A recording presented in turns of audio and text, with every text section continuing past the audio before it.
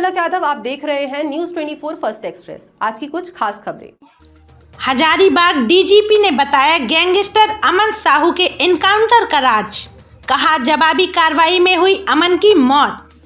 घटना घटी उसके बारे में हमारी पुलिस के अफसर लगे हुए हैं, एसपी लगे हुए हैं और लोग प्रयास कर रहे हैं जानने का। अभी तक दुर्भाग्यवश हमें सफलता नहीं मिल पाई है कि इसके पीछे कौन लोग हैं। उम्मीद करते हैं कि हम लोग इसको जल्द खुलासा करेंगे। ये बात सही है कि हजारीबाग में पिछले कई वर्षों में कोल माइनिंग कंपनी के लोगों पर हमले हुए हैं, परंतु सरकारी कंपनी पे संभवतः हमला होने का ये पहली घटना है।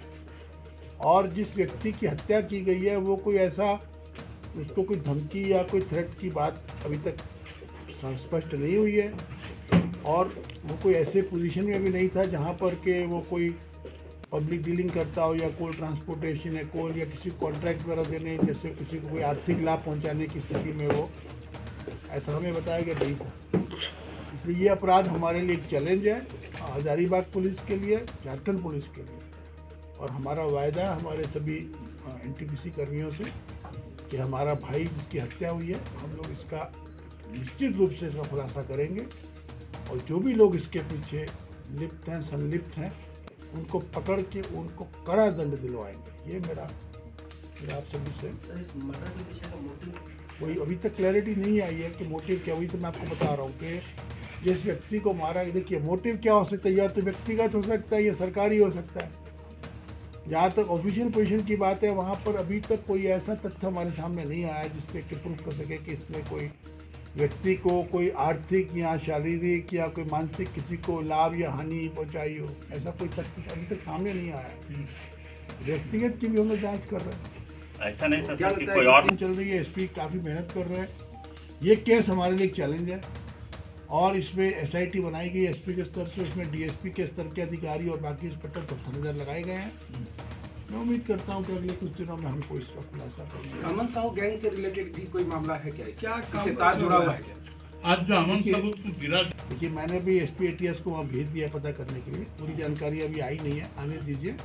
जैसी सारी जानकारी मेरे को प्राप्त हो जाती है हम आपके साथ में जरूर। इस घटना में इनकी अभी तक क्लैरिटी नहीं है इस केस में कि किसके द्वारा किया गया। अभी तो मोटिव भी क्लियर नहीं है और कोई धमकी दी गई है इनको किसी भी के द्वारा, अमन साहू या किसी अन्य के द्वारा, वो भी क्लैरिटी अभी तक हमारे को नहीं है। पूछ रहा हूँ। जबकि जो रांची में जो घटना घटी है उसमें क्लैरिटी है। हाँ।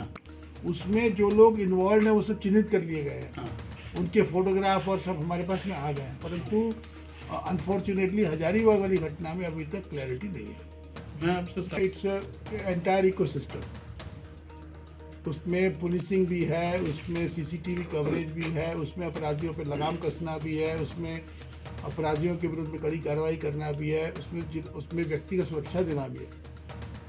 इन सभी मुद्दों पे काम हो रहा है और आज का मेरे आने का उद्देश्य ये है कि जो हमारी खामियां हैं, जो हमारी कमियां हैं, जहाँ पे हमें काम और करने की आवश्यकता है उस पर हम लोग करें। हम लोगों ने एक डिटेल प्लान बनाया है इसके लिए और मैं अगले कुछ दिनों में हमारे को इसका रिजल्ट मिलेगा। सर, अमन साहू एनकाउंटर का वो मारा गया पुलिस ने एनकाउंटर में, हमारा एक जवान भी उसमें घायल है, ये तो कन्फर्म है। घटना की डिटेल्स अभी मेरे पास में नहीं है।